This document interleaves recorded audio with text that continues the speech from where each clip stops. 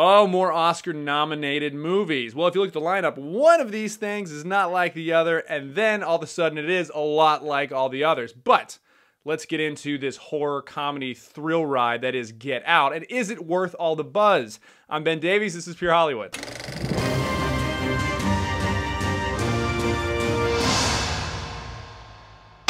Get Out was made for $4 million and grossed over $250 million worldwide. This was by far the most successful movie as far as production budget to what it actually grossed I've seen in a while. Now, this movie was directed by Jordan Peele, and I do think that he should be nominated for Best Director. That was one of my favorite aspects of this movie. But since it was nominated for Best Picture, let's see how that stacks up first. As a movie, I'm going to give Get Out a 4 out of 5. Now, in the movie, you follow Chris and his new girlfriend. They end up going to her house to meet her family, and the encounter goes from awkward to really uncomfortable to downright horrific. However, the cliche of, oh my gosh, my white parents are not going to like my black boyfriend, are somewhat pushed aside by the unique story and really interesting elements they add to it, including comedy, to help tell it. Now, this movie is predictable in a few places. I even knew the big twist about 30 minutes in. However, this is a really fun thrill ride, and it was really unique in the way they told this story. It's not just your basic horror film. There were a lot of new elements they put into it, as well as the directing choices are great. Now, it is a horror film, so of course there's some cheesy jump scares, but the overall tension and creepiness of this movie, along with the comedic elements, really makes it a fun ride. I do like the fact they add this for diversity of genre. It's not just, you know, a list of dramas that you've never seen before and a couple, like one or two epic movies that they throw in there for Best Picture. To have a independent, kind of quirky, awkward horror comedy thrown in there is really cool, but this movie does not deserve to be nominated for the Oscar. My critic review is a 4 out of 5. Script-wise, there's a few places where this movie really shines, particularly Jordan's creation of this world. It's a very unique world he created, as well as a few theatrical elements that he threw in there, and the situations are unlike many movies that I've seen. But the dialogue is a bit underwhelming through some places and very on the nose as you go through the story. The theatrical elements are great in this. The music, the way they intercut it between the scenes, and how they complement every single moment of tension in the movie are done very, very well as the directing, the transitions, and the way they shot some of these things, and then showing you what it'd be like in the person's mind is done extremely well by Jordan Peele, and he deserves all the credit in the world for it. Very interesting story. And one of my favorite parts of the entire movie, there's a conversation between Chris and this kind of deranged handmaiden girl who's in his room.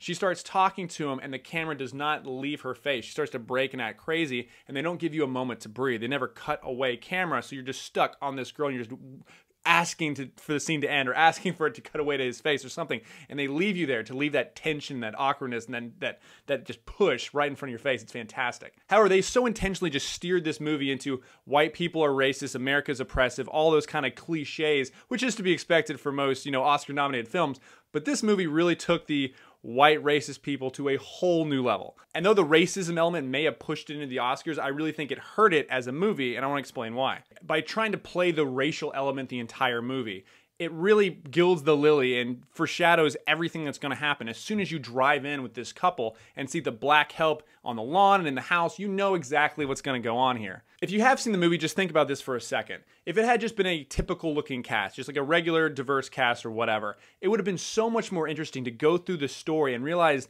that the help that may be younger and better looking or whatever are acting weird. There's something else going on. You can't quite put your finger on it. And so every time the scenes move forward, you're like, oh my gosh, what's going on? What's going on? Instead of being like, okay, obviously all the black people have something wrong with them. What are these old white people doing to them?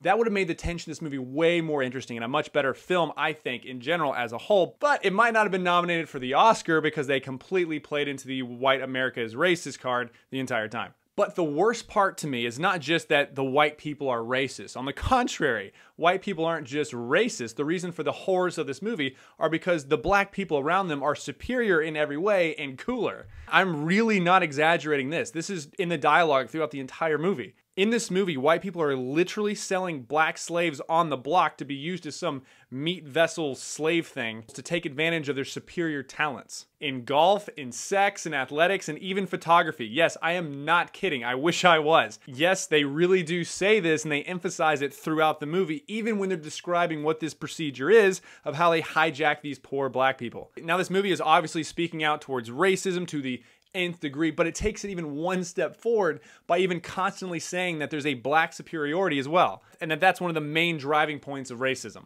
And for my faith and values, I'm going to give Get Out a 2 out of 5. Now, the Chris character actually has some really nice attributes to him. He overcomes a horrific experience growing up in a really tough area. His mother is shot and killed in a drive-by, and he ends up picking himself up on his feet, making something of himself, and becoming a very acclaimed and wonderful photographer. He doesn't land back into the cycle of violence and depravity that had plagued some of his family. Now, I do think that is a wonderful attribute they added to the story that they could have left out, so that really added to it, and I like that element of value to it. But that's really about it. Now, this movie was extremely entertaining and well done. I like the way they paced it, a lot of the elements. The political elements, I could really just...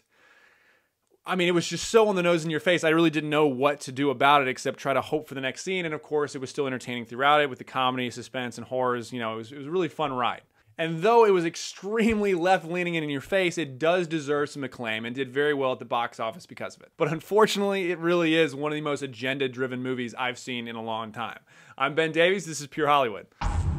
And another fantastic news, you can now download the Rebel app and take me with you wherever you go to get exclusive content in the entire Rebel lineup.